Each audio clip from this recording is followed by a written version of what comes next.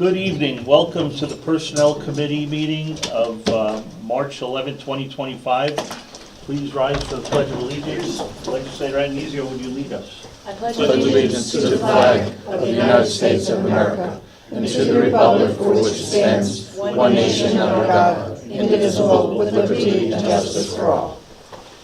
Roll call. Legislator Agnizio. Present. Legislator Goulman. Present. Chairman Yonke. Present. Item number 3 is the acceptance of the Personnel Committee meeting minutes of December 10th, 2024. I'll make a motion. Do we have a second? Second. All in favor? Aye. Thank you. Item number 4 is the approval of a budgetary transfer in real property. It's funds to extend temporary part-time employee clerk. And we have our Director of Real Property, Trish McLaughlin. Trish, would you come up and just explain what you'd like to do with this transfer? Good evening, everyone. Good evening. Good evening. So, as you all know, we had a little bit of a personnel shift right before the county town billing cycle, where we had someone leave pretty abruptly. So we kind of had to make a quick move because there was no way we were getting through billing just with the two of us. So Marilyn remembered a woman, Mary Cancelleri, who had worked part-time, full-time, but on a temporary basis throughout the years before COVID and after COVID. So we approached her about coming on and just trying to help us out temporarily until we can figure out how to get this person replaced. So she came on right away, was ready to roll, and she had performed in that front position that we had lost previously. So she jumped right in, learned ImageMate Online, which hadn't been in place when she was here. Jumped right in, took over, handled the front for me and Marilyn so that we could focus on getting the tax bills done. So that was a month-long process. Mary was there, and she has since made a few changes in the front with deeds and things like that. And in her time here so far, she has helped the law department. She helped John with something. She's a title searcher, so she's got background in that, which just takes our department actually to another level, in the sense when people come in, when other departments have issues with deeds and, you know, doing a deep dive into something where they want to find the origin of something, she's just got that natural expertise that we don't, and she will just know how to get right in, get to things.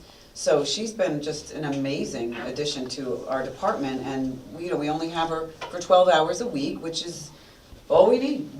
This works out perfect. So in the meantime, I was to be replacing her, not replacing her, but really finding the front position full time. She, at a point, was an option, because I was like, she's really great, I would love to have her. But as a director and thinking about the future, I had to be realistic and think about the longevity of the position and how the office is going to move. And so I said to Mary, if you were to take this position, can you work full-time? And could you then be able to shift into Marilyn's position when Marilyn retires? Because Marilyn's looking at retiring in 3 years. So I have to think about that. So my goal was to have whoever starts in the front position learn that, become good at it, and then we're going to start training that person with Marilyn in the seat, in-house. We don't have anybody leaving and we have a gap again. So Marilyn would be training her while she's here, and then that person would move over, and then when the time comes for Marilyn to leave, we can get that front position replaced again, because it's easier to replace that position than it is for Marilyn's, much easier. So while this is going on, we interview, we get our replacement for the front end. Young woman, just out of school, she's doing fantastic, and Mary has been the one fully training her, because Mary is the guru of the front. So I don't even know all the stuff in the front, because since I've started, I've just been focused on everything in the back. So she's done a wonderful job. She's training Molly, and just again, her background, she helped Jim, County Clerk's office, she helped Barbara Barossa in planning. She helped a guy with, he was about to lose his property, and she helped focus him on where to go. It just, her knowledge is just fantastic in our department. So I went to Mike and I said, look, we've got a gap between the money that we had aside for Christina's salary, and, the new girl doesn't make as much as we had budgeted for Christina. So could we take that excess money and stretch out the part-time with Mary, because we could really use her, she's just fabulous. So he said, let me see what we can do, we'll see if we can get that to work. And, going down the line in the future, Molly's young, she may have a baby at some point, she's got a steady person, she may get married. I'm trying to think about the changes that our office will have, and we're just a few people. So I really think keeping Mary on part-time, it's just an investment that the county really, it would be good to make. So for now, right now, we're just looking at getting her to the end of the year. This transfer would get her through the end of the year. Yeah, and then I'll come up and fight again. Then you would go to through the budget process to try and extend it. I'd love to extend it, future. yeah. All right, any questions from the committee? Any questions of the legislature? Yes?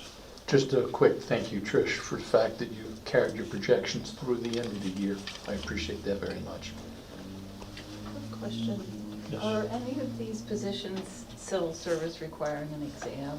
Do we have to? Well, the rely- front main one, we did. We went Okay. through an exam process. And Mary would have had to have done that, should we have considered her. But Molly, who we did hire, did go through the exam and was within the top 3 people that we were able to hire her. So she did get hired out of the civil service list. Mary is just part-time, so she does not, she doesn't have that requirement. She's not getting benefits, she's not getting any of that. Thanks, I just, how strict Yes, they are, very so, much so. thanks.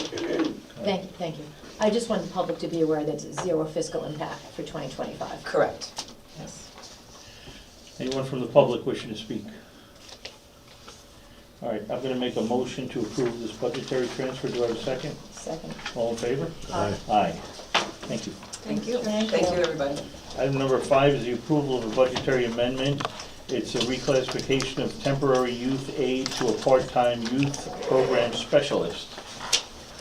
Welcome, ladies. And just for the record, I should have corrected or stopped Trish from using names, so in your presentation, please don't use any names. So we are requesting our current temporary youth aide position. She's budgeted as a 1094 to become a part-time youth program specialist, still at her current 28 hours. We just wanted to make her a county worker. She's in charge of our youth business market, which was a hit in the summer, our holiday market, all our art programs. So the funding is coming from an employee who is out on maternity leave. So we're pulling from that, in addition to repurposing her already budgeted amount for this employee for 2025. Okay. Any questions of the committee? No, just again, zero fiscal impact for 2025. Any members of the legislature? So, Yes. a question about the statement that the employee's out on maternity leave and we can pull from that, so we're not paying them to be on maternity leave?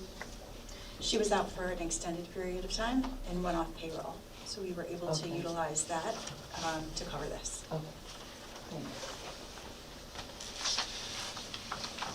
Anyone from the public wishing to speak? All right, with that, I'll make a motion to approve the budgetary amendment. Do I have a second? Second. All in favor? Aye. Item number 6, I would like to make a motion to table this to a future meeting at the request of the Department of Social Services. Do I have a second? Second. All in favor? Aye. Item number 7 is the approval of a budgetary amendment. It's a salary increase, child support specialist 1, What do we have going there? Our coordinator of the child support collection unit retired, so from 1/1 to 2/24, she was still on the books. So we had a worker who has 30-plus years' experience, basically filling in that role until we could transition a new worker to the child support coordinator. So that was $975 with zero fiscal impact, which we would reimburse this worker, Okay. compensate this worker. Any questions of the committee? Members of the legislature? Any member of the public wishing to speak? With that, I'll make a motion to approve this budgetary amendment. Do I have a second? All in favor? Aye. Thank you, ladies. Thank you. Item number 8 on the agenda is an FYI. It's our accident report. Please review it. Item number 9 is also an FYI. It's our incident report. Please review it. Item number 10 is other business. We don't have any other business. I'll make a motion to adjourn. Do I have a second? Second. All in favor? Aye. Fred?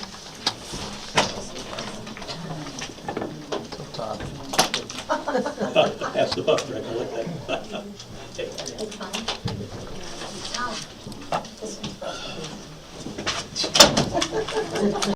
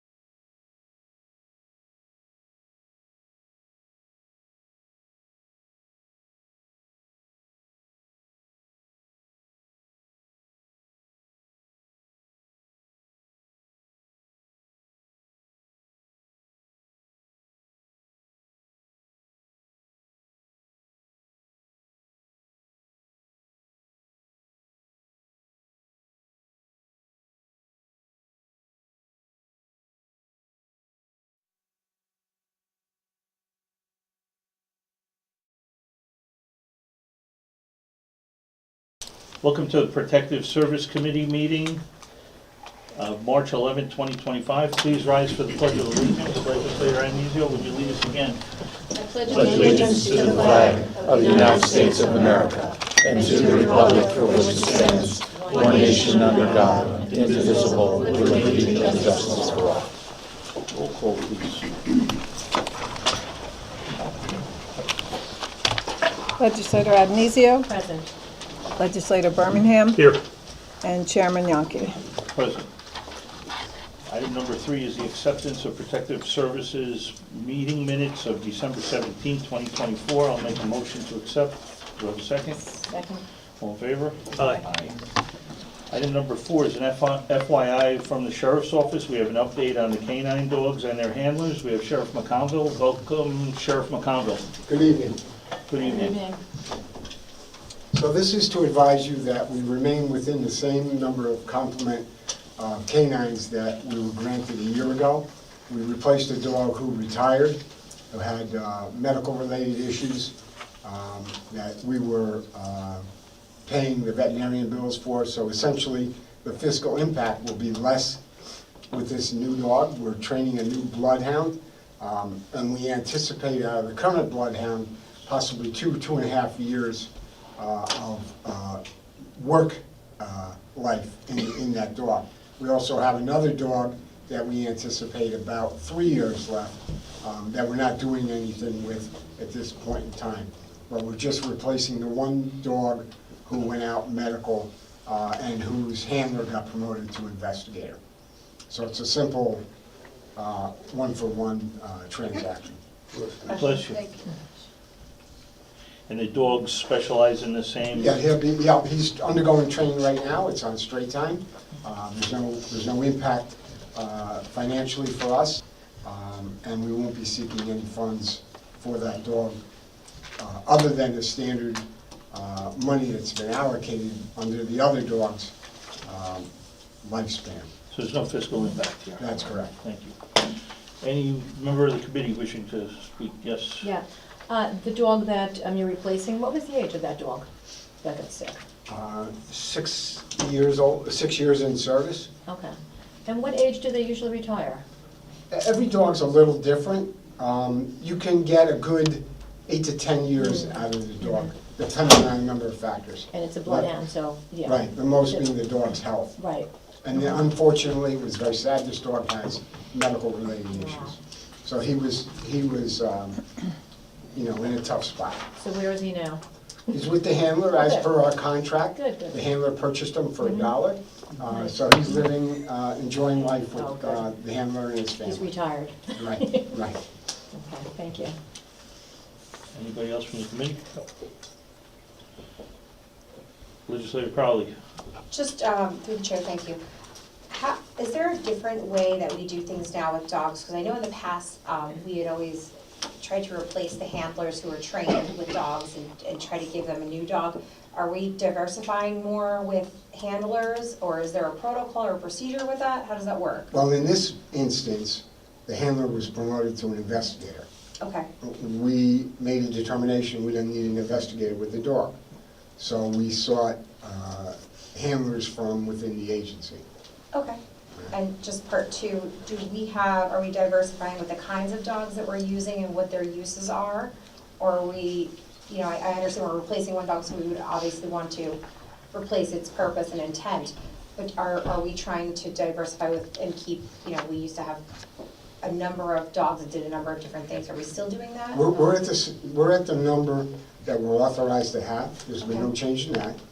And with respect to the expertise that the dog gets trained in, it's based upon breed and handler interactions on which way we go. Okay, so we have an electronics dog still. Am I allowed to say the dog's name? Yeah, can we? Or, I don't know. We have Hannah, we have Mikey, and we'll have Sadie is the new dog. Sadie is the new one. Right. And then we have Macaris, I can't remember the name. Harlan. Yes, so we have those four. So we have Flash, Mikey, Hannah, Harlan, and Sadie. Okay, All right? Perfect. So we have a bloodhound, an explosive, electronics, a narcotics, and another bloodhound coming up. Because Flash has a few years left. Yes. And it takes, as I previously explained, it takes a few years before that dog really gets its footing, so to speak, in that area that it's trained. Okay, Whether it's narcotics or bloodhound, you know, moving on that way. thank you very much. So, the bloodhound, because their acute sense of smell, are they specifically used for search and rescue and? Yes, I would say search in a large sense of the word. And you rescue? And rescue once found, once located. We Right. do get a lot of calls for bloodhounds usage, so that's why we went with another bloodhound. Right, thank you. And we looked at our statistics on that. Legislator Montgomery. Can we meet Sadie? I can arrange that. Great. I Next know we're meeting. not allowed to have dogs in the building, but this is a service dog, so. It's a law enforcement dog, so I I'm think assuming it's it's exempt. okay. Mikey was at our last meeting. I met Mikey, that's why I'm kind of excited about this. Sorry. I can arrange that. Thank you. Legislator Sage, I was just gonna ask, the what dogs we names. have and, and their uses, how many we have, so we have 5. Right.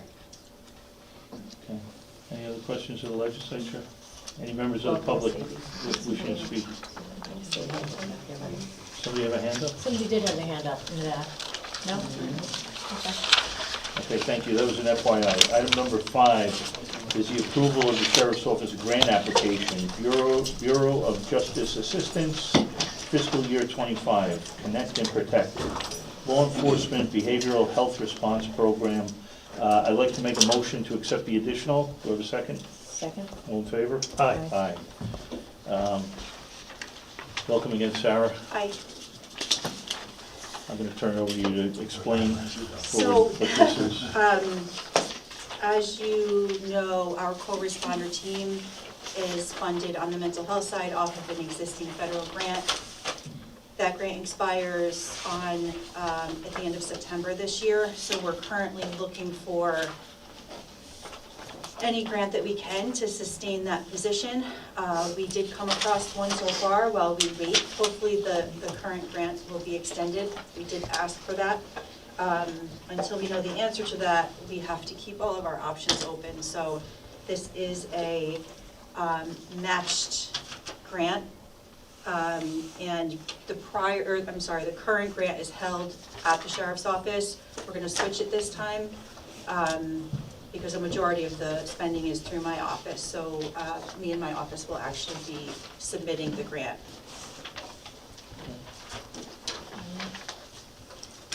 When does the grant application have to go in? It's next month, that's why we were rushing to get it in, and I Okay. apologize for that. You got it in with plenty of time. Yeah, so we will continue to, the goal is to fund the mental health crisis worker out of my office and overtime for the deputy assigned to the CRT. Thank you. Anyone from the committee wishing to, yes? I just have a question. You were saying that you were hoping that the grant would be renewed, is that, and when would you know that? Because the other one has They to go. wouldn't tell. So We don't know, we've made several inquiries. Wow, okay. Yeah. So it's Well, pretty- I think with a lot of what's going on budgetarily in DC, no one's sure. No. So to be safe, you need to do this. We also did ask for an extension since it ends at the end of the third quarter. We're hoping to at least get the approval to spend the money within the fourth quarter so that we would be able to pay for the salary. So if we don't get a grant, we will be securing the funding through the budget process, and we would obviously be talking to you more about it. Okay, thank you. Yeah, quick question. You said this is a matching grant. Any idea how much the county match might be if we get it? So it is 20% within the first 2 years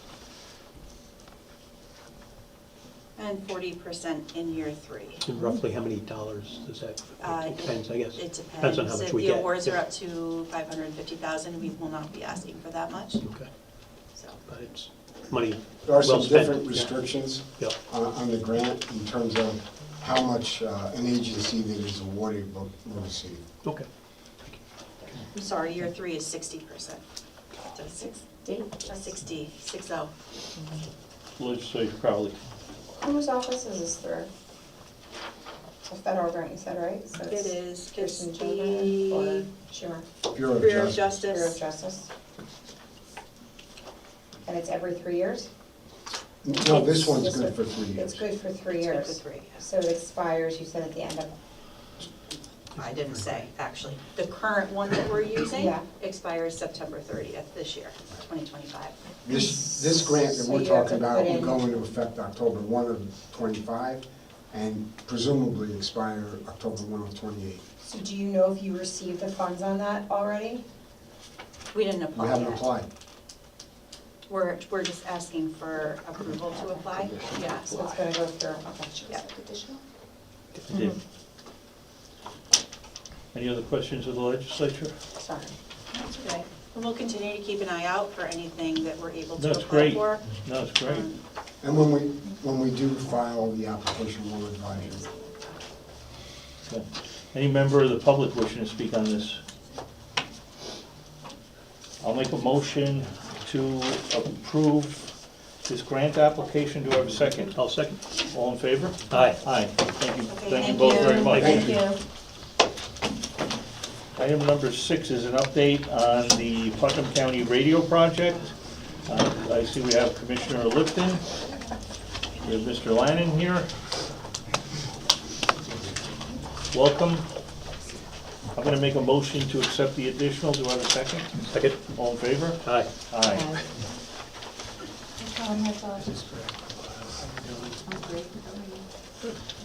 Welcome, gentlemen. This has been a long project. When did this start? About 8 years ago? About that, yeah. It's been a slow process going along. It's been finance-driven. Yep. So we were waiting to get more grants, and as we got more grants, we were able to accelerate it. And the But now ARPA funds helped. We're finally implementing, or we It is. began in February? It is up and running right now. So starting in October, We did the testing with Motorola, which is a very long process you have to go through with them. They checked quarter mile by quarter mile grids throughout the county, confirmed that they have voice and data in all the grids that they said we would have it in. Took 2 weeks to get that done. They did almost 4,000 grids they had to go to with us. The Bureau helped, the Sheriff's Office helped, and we were able to get that done. And we passed with flying colors, so we did exceptionally well. And that's despite the fact that we don't have all the towers up. The remaining towers we're still working on, and we'll get them up, but the project was given a green light to go live. The other towers will help with portable coverage, getting a little stronger. And Where are the towers that are not? Piano Mountain in Putnam Valley, Airport Park, and Nelsonville Tower in Phillipstown. Thank you. Nelsonville Tower is, it's in a legal thing. It's almost done. Everything is ordered. Engineering is done. Everything is ordered. It's ready to go. OSI has a deed restriction on that, so we're just in the middle of negotiating. We have to give them property back to allow us to use that property, even though it's owned by the town of Phillipstown, who has been great working with us and giving us the area that we needed. It's right where the salt shed is in Phillipstown. Okay. So, and despite that, Cold Spring is working, it's lit up. We just want to get better coverage and more reliability on the system. So right now, our DPW is using the system, OSR, Transit is using the system. Slow down. Okay. The Sheriff's Office is using the system. Village of Cold Spring Police is using it, and the Village of Brewster PD is using it. Now, the police departments, what they do have is what we call patch channels, but they're on our trunk system, but we're still patched to the old channels because we still have the state police, who's, it's the state, and dealing with them. They finally have committed to being live in the next week to 2 weeks. They should be up and running. So we have to kind of stay on the analog frequency at the same time. And in addition, Kent Police and Carmel Police have it in some of their vehicles. They're testing the system now, and they would be live to go on it. But meantime, they're also crossed over, so they're still hearing the traffic. Okay.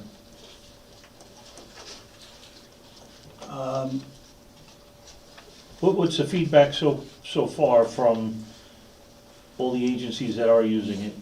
No, we had a small problem with actually the patching that was causing a lag delay, but we fixed that right away. Other than that, throughout the county, it's actually working well up into Wappingers Falls. And we had someone just the other day that went down to Westchester Airport with the radio and said it worked perfectly all the way down. So we have very good coverage. Okay. And more than pleased with what we got. I was a little concerned. Okay. I see a lot of members from our volunteer fire departments. What's the status with their usage of this? I want to comment on one more thing, and then Bob is going to take over. Paging, we are moving, the fire departments can't get low-band pagers anymore. That's an issue, the manufacturers aren't making them. So we're moving the fire departments to high band. We already have the FCC approval to roll out the frequency. You can't get frequencies on it either, but we have a frequency that's in use by the Sheriff's Office.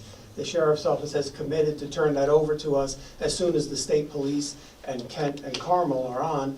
They've committed to turning that over. So we expect all that to happen in the next few weeks, that we'll have the paging ready to go, and then there's an implementation that'll take a little bit of time as it's turned on and we go live. We're not turning off the low band paging, so that will stay and they'll just be running concurrent. I'm going to let them get through this. I just wanted to speak to Commissioner Lannon before he jumped to fire with Lipton. We're going to come back around. I want these guys to make the presentation. Well, they're separate. Fire and police are separate, but okay. Bob. So, talking about the fire side, for the last 2 weeks, BOES, my department, was put onto the system. The battalions are on, my staff is on the system, and it went very well. There was a little bit of a programming issue, we got it solved right away. We've been using the system, so we were originally trying to get the FDs onto the system by May 1st. We think we're gonna up that even quicker. What's happening is actually, by the 14th, in 3 more days, Jamie is gonna go and program what we call Division 4 departments, which is Putt Lake, Brewster, Patterson EMS. And we're gonna get that whole division up and running probably within the next week. And we're gonna let those departments then run with the system, test it out, see if it's comfortable. And if it works and it's comfortable and we don't experience any problems, we really don't think we are gonna experience problems, being that the Sheriff's Department is on there already and DPW is on there already, and they're using it and it's working fine. We expect the rollout for the fire departments to be just as smooth. But we're gonna give Division 4 about a week or so, a week, 2 weeks, let them feel it out, and if that goes well, then we're gonna go out to all the other departments. Instead of bringing one division on at a time or a few more on at a time, we're just gonna go out and program everybody else and get them on the system. So it'll probably happen in April instead of going live in May. So we're coming up quickly. Like Tom had said, we're just waiting for a few more things to happen, and the new paging will start. We're gonna do both low band and the new trunked paging. So that should start relatively soon too, for the fire departments. So just to touch on, and this might answer some of your questions. Some of the questions that came up and some of the letters that were received by the Ledge for this meeting is, let me lead off and say we're putting together a meeting for the fire departments.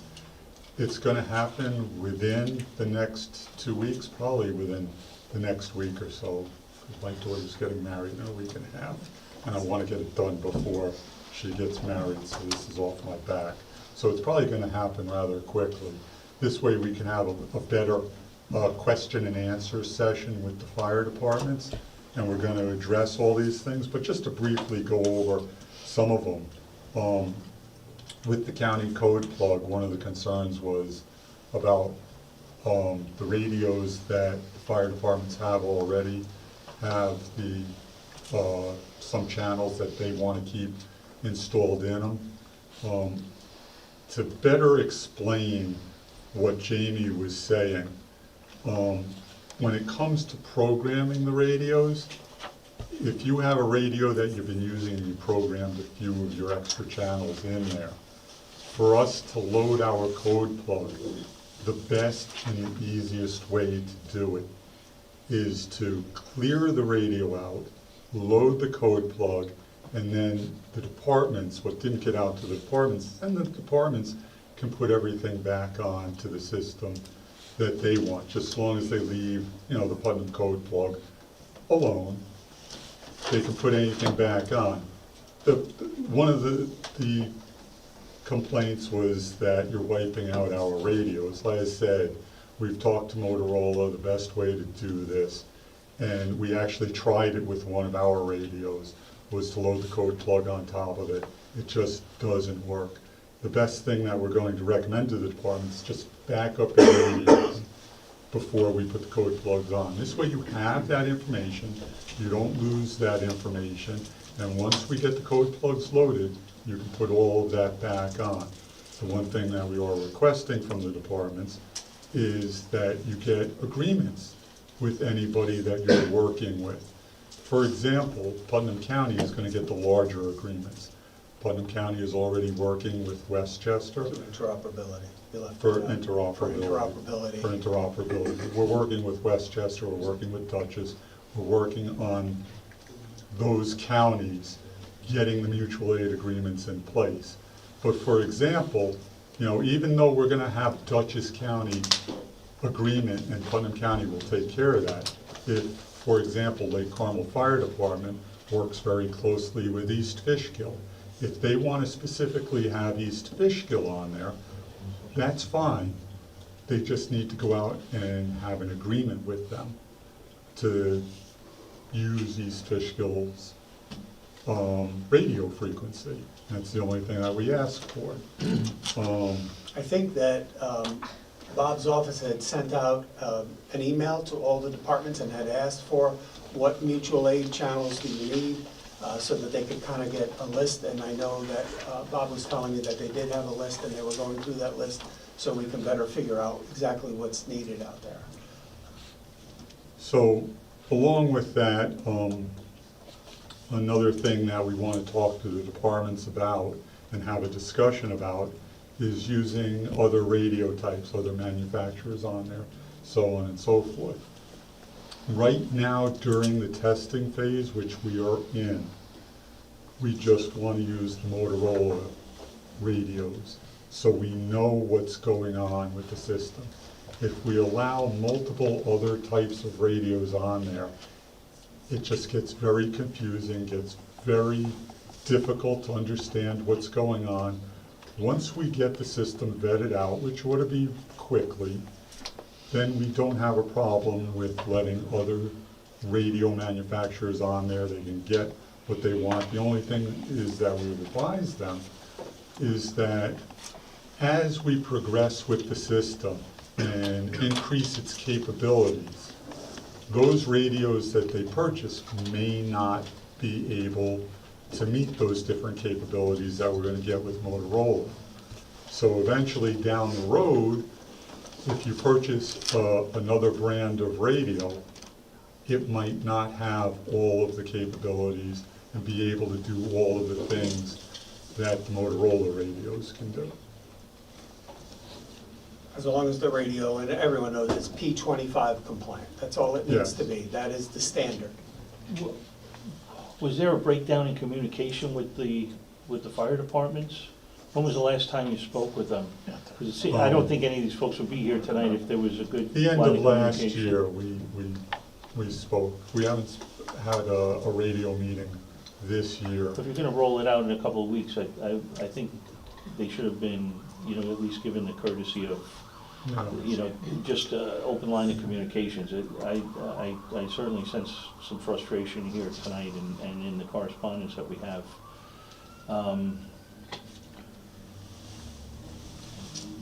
Any member of the committee have any questions? Tom, I'd like to ask you just a couple of questions about,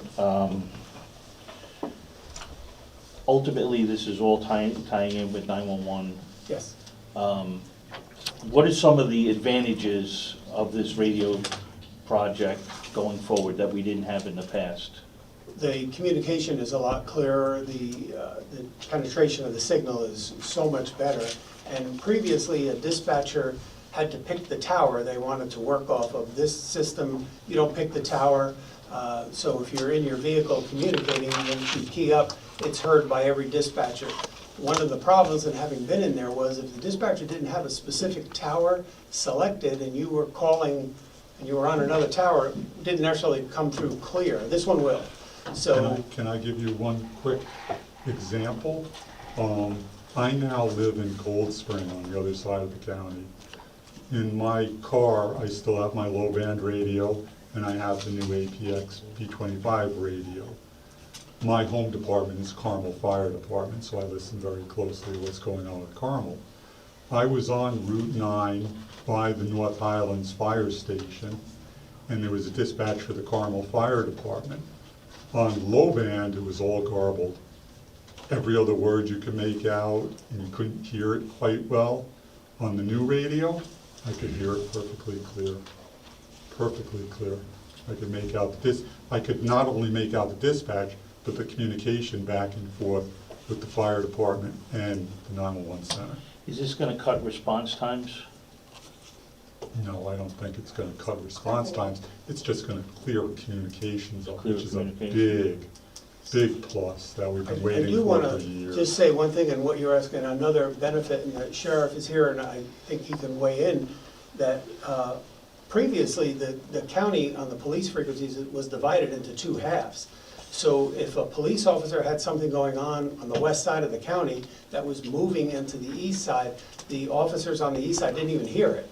Now, it's a unified system, and it goes across the county. So we've already heard back from police officers saying that's a great process now, that they can hear what's going on, and the village of Brewster can hear what's going on in the village of Cold Spring. And we didn't have that before. I understand, will the radios integrate with the body worn cameras? No, They won't, no. okay. Any questions from the committee? Legislator Crowley. So, so number one, I guess a little background on this. Obviously, we are in phase 2 trunk system. Obviously, because in the early 2000s, 9/11 happened, and they got sued for a PESH, what's it called, violation. So that's why they moved over to phase 1 trunk system in 2003 for interoperability. So they could get into the buildings and be able to hear each other. 2013, they came out with the phase 2 P25 trunking system. We've been talking about this for 8 years. With that being said, I would like to know what department, and this goes, I think this is for you, Commissioner Lennon, which department was it that used the radio that could hear from Wappingers and into Westchester? Was it the Sheriff's Department that was able to do that? One of the officers from the sheriff's department was Okay. taking the vehicle home, and for the Westchester one, it was actually one of Bob's coordinators who was going Who's down. just, his radio is programmed the same way the sheriff's are, correct? On a different talk group. On a On a different talk, talk yeah. group. Okay, and with the three, through the chair, you don't mind me asking a couple questions, do you? Go ahead. Okay, so we're still waiting on Airport Park, and then we have Piano and Nelsonville, which are the 2 Wi-Fi, correct? Yes, Okay, so those are the 2 out of the, well, those are the 2 Wi-Fi instead of microwave, correct? That'll help with the interoperability, or am I piano confused? is microwave. Piano's microwave, Golf course is microwave. Nelsonville is the only. Nelsonville is not. That's the only one, that's the only Wi-Fi one we have left, because I knew there were gonna be 2 at one point, now we're down to 1, which is Correct. fantastic. So we've made progress there. So as far as code plugs, I know Timmy Keith was a big part of helping with the code plugs in the beginning for the Sheriff's Department, which is fantastic. There was a question that I had asked way back when about having certain kinds of channels available, whether it be secure channels for certain types of situations, and I was told that we were not capable of having that, which we know is not true because there were certainly none left. I know that not to be true. So are we going to have channels allocated for secure channels for the police department in case there is an issue where they need to, let's say, deploy ERT or SRT and they're on a separate channel for a crisis situation? Yes, those are called encrypted channels, and we do have encrypted I channels. was trying to speak in layman's terms. I can do this with you if you want. So now, as far as an MOU, Commissioner or Director Lennon, do you have a comprehensive list of the MOUs that we need to get on the fire departments and to make sure that we have them when we are wiping their system clean and reaching out and getting them on behalf of the fire departments so that they are ready to move forward when they go live? Because we're testing, who is it, Division 4 next week, you're saying, before your daughter gets ready, gets married. So you're gonna be responsive to them, right, during that time to make sure that they're getting everything they need and working through problems, because that testing period is also them running into burning buildings and not having backup, correct? No, they'll have backup. If their radio doesn't work? I just wanna make sure, if it's a testing period, and you're telling me that we're testing it when your daughter's getting married, I'm a little nervous about the time frame that we're using to test them. When you say they won't have backup, what do you mean by that? I mean, you're saying you're using Division 4 as a testing for the fire departments? Correct. Okay, so you're going to start that maybe in the next week? In a Yes. week and a half, your daughter is getting married, you stated. So who are the fire departments to defer to if they are having issues with interoperability? If I can take that, so when we're in the testing, that's not our primary forms of communication. They will still have the way that they're communicating now, the analog way they're talking. What they can do is use P25. If P25 doesn't work, if the trunking doesn't work, they still have the other free. We're not doing away with that. And we won't do away with that until everyone signs off on the system and says, this system is working great, turn off the other system. Okay, and how long are we gonna be testing Division 4-4? Maybe approximately 2 weeks. 2 weeks, and then we hope to have the rest of the county Well, then Fire we're gonna departments start and programming for programming. all the rest of them. Now, we had discussed earlier about programming and that you used different language. You said backup, and we had discussed coding. So they could actually essentially use the code plug that they had originally used to program their radio. Once it's wiped clean, they could then install the previous code plug and have their radio back to functional with the county on board. With the county on it, yes. Okay. Once we're on, they can then go and manually put their system, whatever they had in their code plug could go on. Okay. And then also moving forward with this,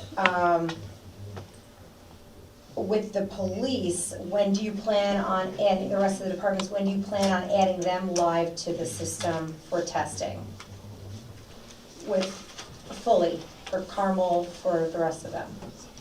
Right now, Carmel and Kent have test vehicles, for lack of a better way to say it. Once they say they're good to go, they can be deployed whenever they want.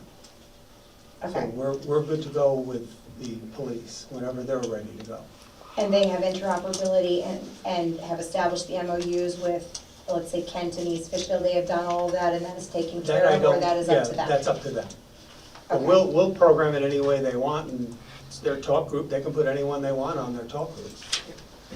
Okay, and we'll have that meeting in the next 2 weeks.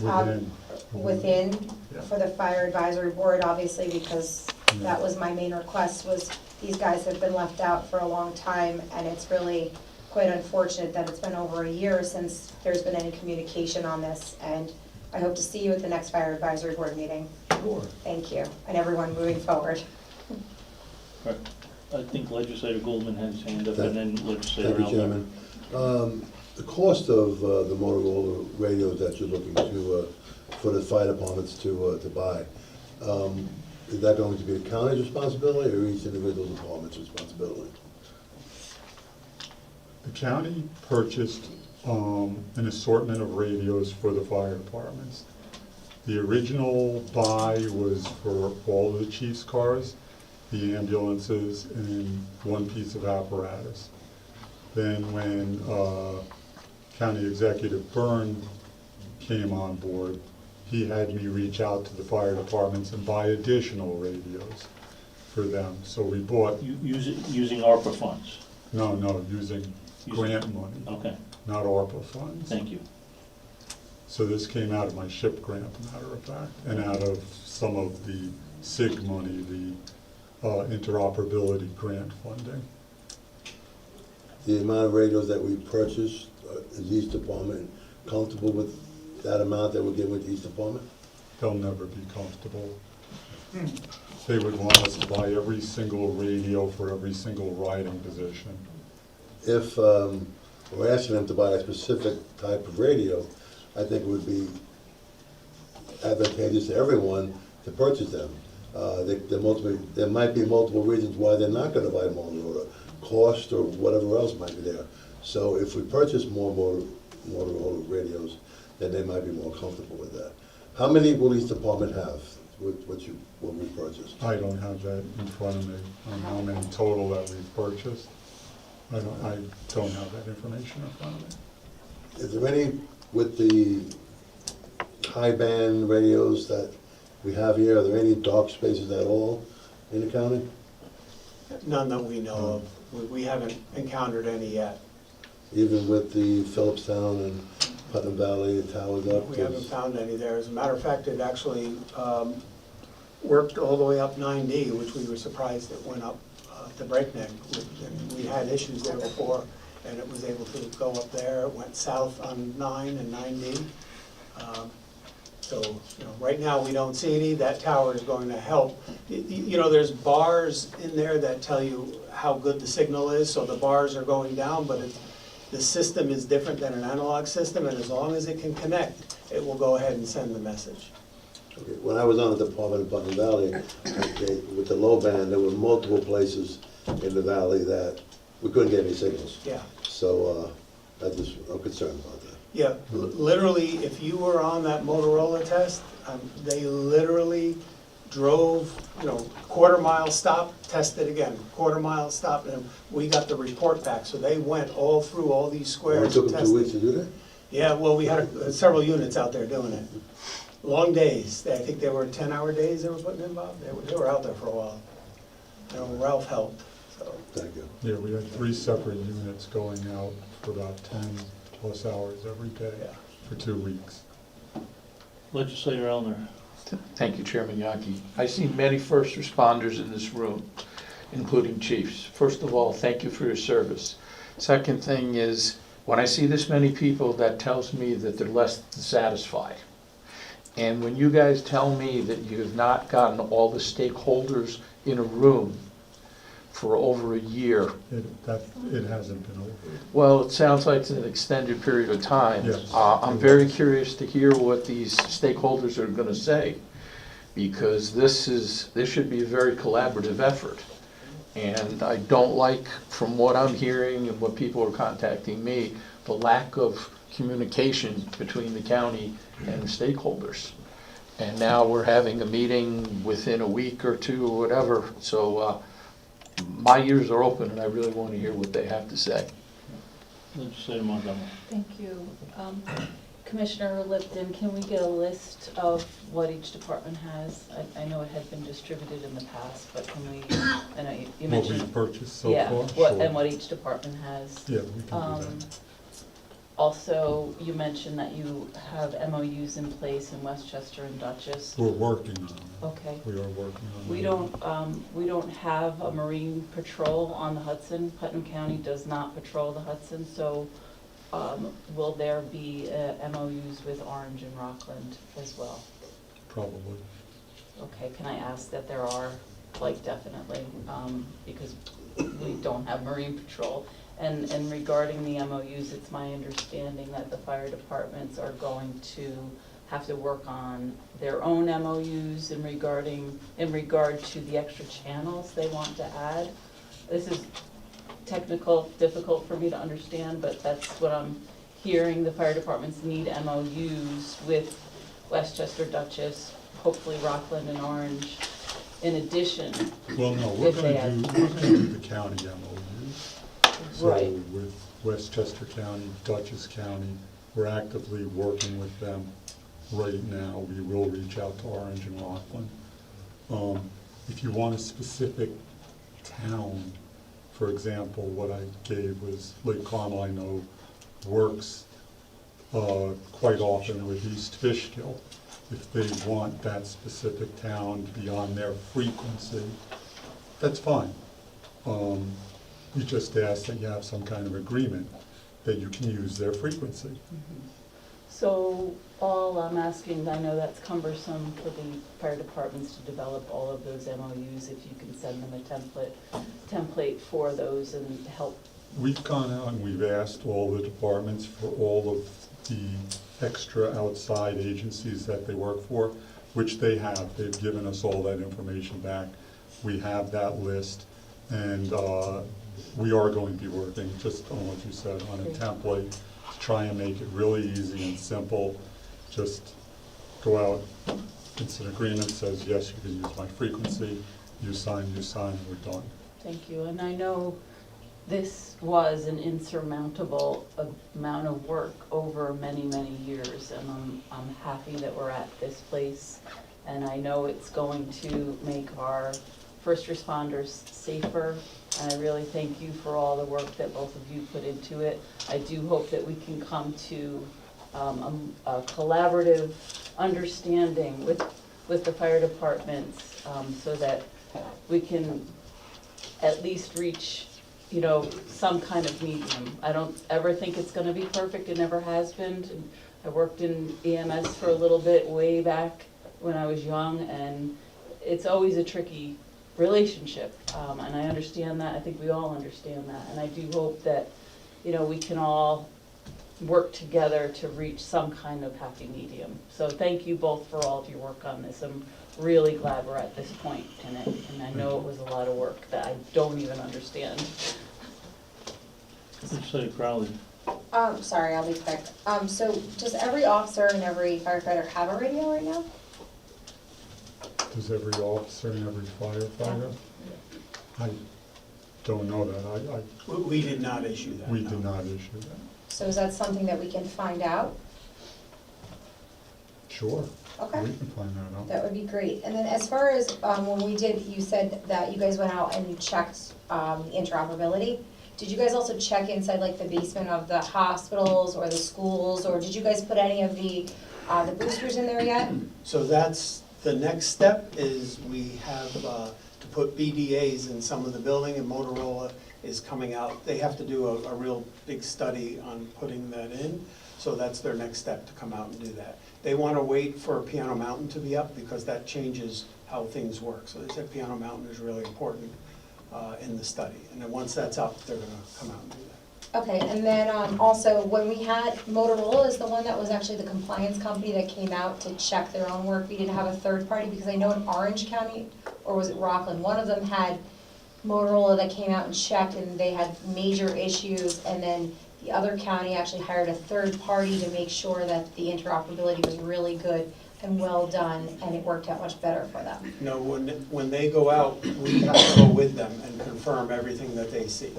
So we had someone in the car, and they report back to the dispatch center. Somebody, one of our employees, had to be in the dispatch center with the Motorola employee and make sure we were in agreement.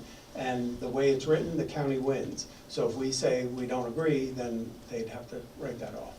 Okay, and then my last question, and thank you so much for being so patient with me tonight for all these questions. This is my favorite subject and has been since before I was a legislator, so thank you, Chairman Yankee. Once we're through the testing phase, then the departments are allowed to do what they want to do as far as radios. So if they wanted to go to Kenwood or go to another company, they would be out of the testing phase, but allowed to purchase their own radios Once we certify, yes. So yes, once we're out of the testing phase, we just want to make sure that the Motorola system is working the way Motorola advertises it. And then the radios that they pick, I just have to be P25 compliant. Absolutely, so Kenwood has them through Goostown and a bunch of other places that are a lot less expensive, and that, you know, if they're not taxing districts, then they're reliant on the taxpayers to pay for these radios if they need them for officers or firefighters that don't have radios. And again, I'd like to make sure that we have the numbers and that they match. If we can have that before that 2-week meeting, that would be wonderful. We'll try. We got to reach out to every department and get their staffing. Well, it's been a year, so I think we really need to kind of put the feet to the fire. Legislator Goldman. Thank you, Chairman. To each department, if they want to add additional channels, is there a cost to that? Channels? No. No, it's a simple process? Well, yes, I mean, somebody has to program the radio, but other than that, no, there's no. So no cost to program the radio? Just the program, if you need someone to program it, whatever it takes. Okay. Piano Mountain, projected date will be up? Should have been up already, we're just waiting for the final drawing from American Tower, and they're holding us up, and it has to be a stamped drawing. But once we have that, we have everything else in place. The town was very helpful in trying to get that through. Everything has been ordered, so once that's approved, that should go right up. Do you think it'll be this summer? Yes, it will definitely be this summer. I've given up putting a date on it, because every time I say it'll be 2 weeks, American Tower doesn't produce. And I'll be honest, American Tower produced a drawing. It was the original drawing that I asked them to add something to, and they didn't add it. It took them 3 months to get me a drawing without the item on it that we needed, that the town is requesting. So it had to come back, and I've got somebody else now strong-arming that, so we should be good. They promised me this week I'd have the drawing in my hand. Thank you. Any members of the public wishing to speak, please come to the podium. Please state your name and the town in which you reside.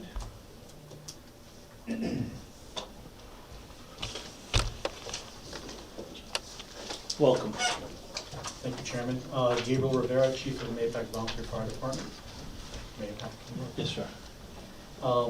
First off, I want to say that on behalf of my department and some other volunteer departments, I'm very encouraged by the words that we've heard here today from Mr. Lannon and Mr. Lipton in regards to what's coming across.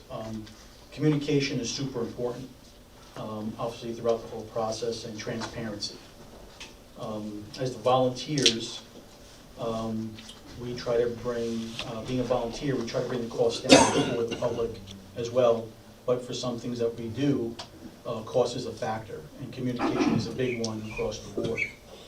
I was encouraged to hear about P25 compliancy, that we are not married to the Motorola platform, according to their report, which is encouraging because cost of radios are expensive.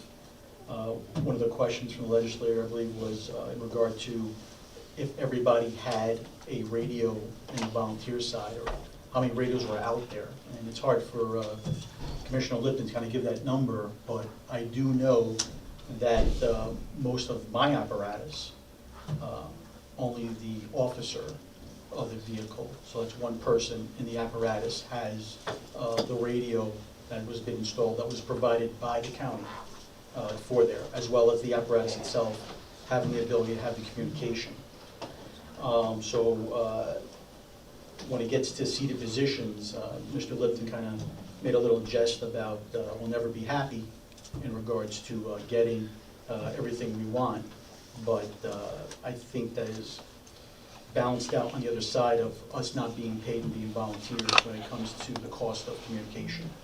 So sometimes we may have to spend a little extra money for seated positions, because honestly, we don't know who we're gonna get on the rig. I hope every single time a call for service does go out, we have a radio for every single person, and they have that interoperability. While I'm on interoperability, that's super important, and as you saw in the letter, that was one of our main topics as well.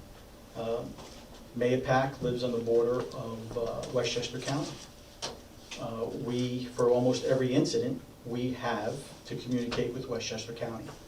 And today, we have a very hard time doing that through the fire department's own means of them purchasing frequencies and other equipment for them.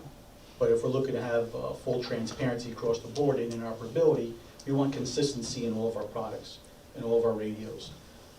One thing is super important is as you utilize a radio, especially in a hazardous environment, a fire, let's say, you want that muscle memory. I don't want to have to go from here to a different radio and switch around for channels. If I need to call a mayday, the two things important is I need to operate the same way every single time, for a simple medical call to a structure fire when you're in the building. So that's super important, and that's where it gets to the whole thing where each department, so maybe one department may go all Kenwood, maybe one department may go all Motorola, but it has to be consistent, and we need that support, probably in funding from the county, and that's super important. So interoperability, it's not only to us, it's in and out. We have the ability in town of Carmel to communicate with our police department, which is super important for us, because we're able to at least hear what they have to say. It's mainly a listen feature, not a communication feature. But it's some interoperability between two different agencies. MOUs for interoperability. They mentioned a couple times about each department going out and getting that individual set up there. That's tough for departments. I mean, we're here at the county level. At the county level, this should be done between Dutchess and through Westchester. That's my personal opinion. I'm not sure on the legalese, if there's anything specific for that, but this is 2025. Westchester does it. Why can't Putnam County do it? Can I interrupt you for a second? Yes. Have we attempted that as a county to take care of that? Just comment, and I agree with you, but the problem is that not the county doesn't have authority over a lot of the frequencies that the fire departments are using, so therefore, they can't say yes. That's kind of what causes a problem for us, is just that. If it were that easy, I agree with you, we would just get that done, because it would certainly be simpler for us to do that.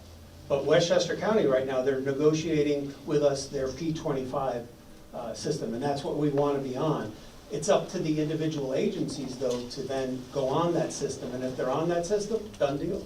But if they're not on that, if they're still on a high band frequency, Westchester doesn't control that, so we have to go individual. Through the chair, may I respond back? Absolutely. Okay, so you're right, and I agree with that. Layman, I've been in the fire department for many years. I've been a dispatcher. I'm a paid fireman in a different state. And when the system is architected, I would assume that this thing would be architected enough where it would handle all these things. Like I said, we're the county. I know we're individual departments, but at one point, eventually, there has to be some sort of organization going forth, which Westchester, usually runs like that, if we're all familiar with how they operate within their frequencies themselves. But it's just my opinion. It is what it is right now, and we're running forward from this point. And I agree with you, and I also want to comment on your interoperability, because we've said this before. If there is a particular frequency, and I think, I forget the department that we were discussing, it might have been Fishkill, because we were dealing with North Highlands, and we said if that's something that multiple departments are using, we can certainly talk about patching that into our system, so it's kind of a no-brainer. You're not even dealing with it, it's patched. Here's the problem, and Motorola pointed this out. They said if you patch something into your system, every time that other agency keys up, it's using your resources. So you can be left with not enough resources to run your own system because of the other agency. We can't control what they're doing. So they said just be careful what you're putting on. If it's a very busy agency, it's going to really tax your system. So we're open to that. And in fact, we're doing the patching right now with the sheriff's office frequencies, and it's working. And your frequencies, frankly, are the dispatch frequency and the truck to base frequency are patched right now, and they're working fine. But I just hope for the scalability in the future that you guys consider it, and if we do have to expand the system to handle additional licenses for communication and stuff like that, and we're able to handle and expand from there. Another thing I just want to touch on is that every department, you mentioned earlier about programming, the radios.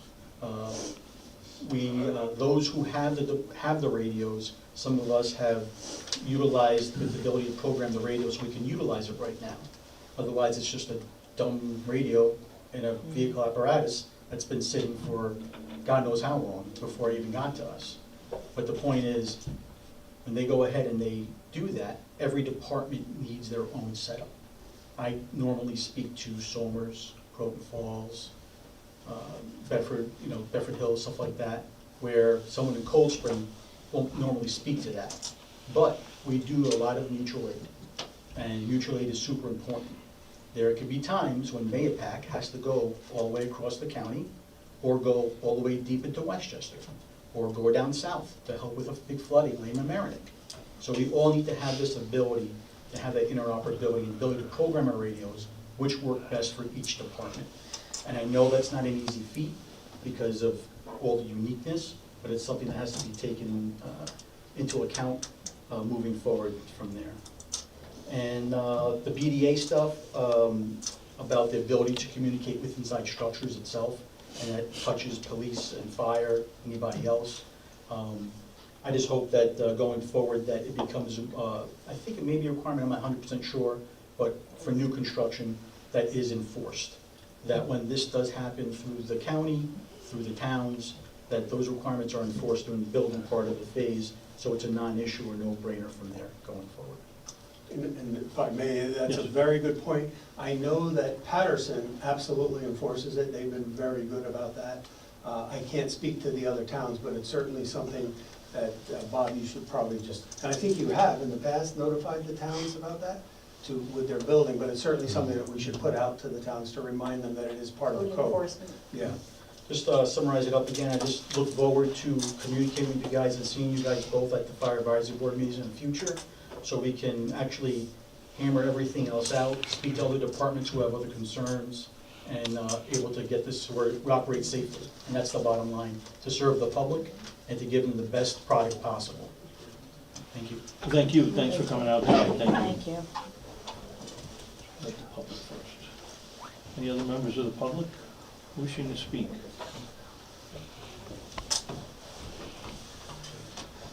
Welcome. Thank you, Mr. Chairman, members of the legislature. My name is Anthony Hoffman, and I'm the Carmel Police Chief. I'd just like to take this opportunity to thank Director Lannon and Commissioner Lipton for their help with this project. On the police side, it is working. As Director Lannon said, we have a number of test cars, and anecdotally, our current system, we do have some communications difficulties, for instance, in Putnam Plaza. The system that we're testing with the county, we're getting that clear. So that's a very positive. As the police department in Carmel, as Chief Rivera said, we are very concerned about interoperability. We currently have the ability to speak to our fire chiefs. We'd like to continue that on the county system. I think we're working towards that, the conversations that we've had. And, you know, like I said, we just want to keep that up with interoperability. It is critical. On 9/11, I was a member of the NYPD. My radio, as a member of the Transit Bureau, I couldn't talk to precinct officers. I couldn't talk to members of the MTA-PD, like the sheriff. I couldn't talk to members of FDNY. Pushing 24 years later, we're still having conversations about interoperability. So we have the opportunity with this county system to get everybody together.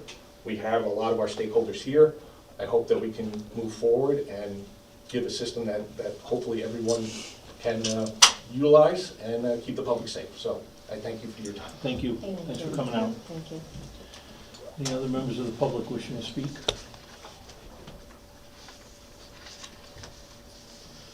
Legislator Goulden, you had something you want to say? Thank you, Chairman. Yes, I represent the western side of the county, but something triggered me here. On the eastern side of the county, we have a very large border with Connecticut. Do we communicate with any departments in Connecticut? Yes, we have Danbury, who's a primary, and we're working on an agreement with them to get them into the system. I don't know who above that we use in Patterson. Well, there's a bunch of departments. Fairfield County has Ball Pond. Dutchess is in, yeah, we're working with Dutchess. As long as they're able to communicate, then that Yes. makes sense, yeah. Connecticut is easy because they have a statewide system, so they're a little bit easier to access. If they allow us to that system. Anyone else? There's nothing else. I just say thank you, gentlemen, for coming out tonight. We hope that the communication moves a little better going forward. And thank you again. Good night. Thanks, guys. Item number 7 is other business. Does anyone have other business? I do, Mr. Chairman, and this may be a bit premature, and I'll certainly understand if this doesn't get a second, but, That's a way to set it up. oh, I'm sorry, well, anyway, I'll go forward with it. He's trying. I'm trying. You guys might want to stay Paul, for this. can you ask him to either be quiet or? You might want to stay for this. It's EMS, maybe. Maybe.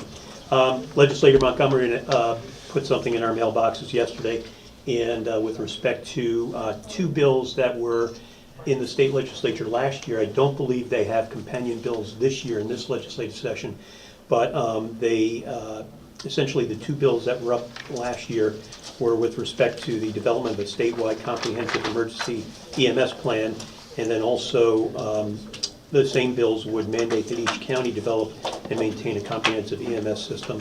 And we do have a draft resolution before us to memorialize our support of that. Having realized, and this is my opening, this is why I mentioned my opening comments, Nancy, as you and I discussed this morning, there's no bill right now in front of the, from what I understand, in front of the legislature, state legislature for this, and that's the only reason I made the opening comment that I did. But I think the concept is good, and I think it's something, it's a bipartisan bill that was before the state legislature last year. Both Republicans and Democrats were in favor of it. And as we heard today, there's a lot of things to do in the future, even after all that was said tonight, there's still so much more to do. So perhaps I'd like to move this resolution as an additional. I do not know I need a second for that. I had mentioned I communicated with Legislator Montgomery. This was brought to us yesterday. This is something that I'm sure we're all going to get behind.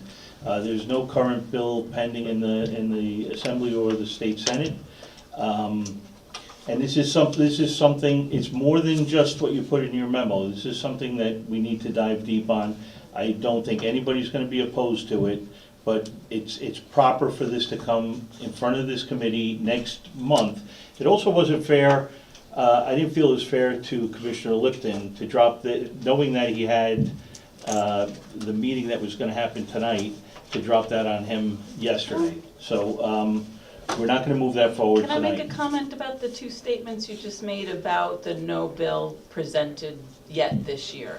And if No, if we're you're going to talk familiar, about it next it's month. common practice to support bills from the years past. The Senate one budget bill there's was nothing- just passed today. It includes this. This is the urgency of this, so that it can be included in the state budget. So if we take a look at this, this is, as we heard from our former legislative counsel, a resolution is just a sentiment.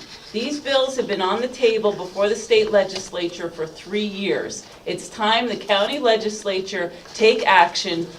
EMS is not essential in New York State. It is ridiculous. All we are doing is saying to New York State, we support making EMS essential. That is not complicated. You do not have to do the work of the bill. It doesn't involve your expertise. It involves you saying to New York State, I support making EMS essential. By not doing it now, you're saying you don't support it. You don't It's not support what it we're going saying. into the It's not what we're 2026 budget. It's not what we're saying. No, it is what you're saying. If you If- pay if attention to it's- what's happening if on the it's- state level, if- this is happening Excuse now me. at the state. Excuse This me. was just passed today. Excuse me. So if you follow this, this is why it's urgent to get these things through If this has now. been going on for 3 years, we don't have to get it done today. We're going to put some thought into it. It will We're gonna- not go in the budget if you do it, if you don't support it. If Putnam County doesn't send a resolution up, it's not going to go in the budget? You don't want to show your support for the budget do. to make We it, certainly you do. don't, We because wanna show you our have an support to the opportunity to state do it now, and you're, We'll see it next month. you're rejecting There's a it. motion on the table. Okay. It hasn't been seconded. It has been seconded. So I I've got didn't hear a you call motion for a to second. adjourn. So these are Do I not have in a second? support of making EMS essential. No second to That's your chair Dan's people. motion. There's no second to the motion. And your legislators. Well, we'll talk about it next Do we month. have a motion to adjourn? The budget goes in now. All in favor? Aye. Aye. Aye. Good night, everybody.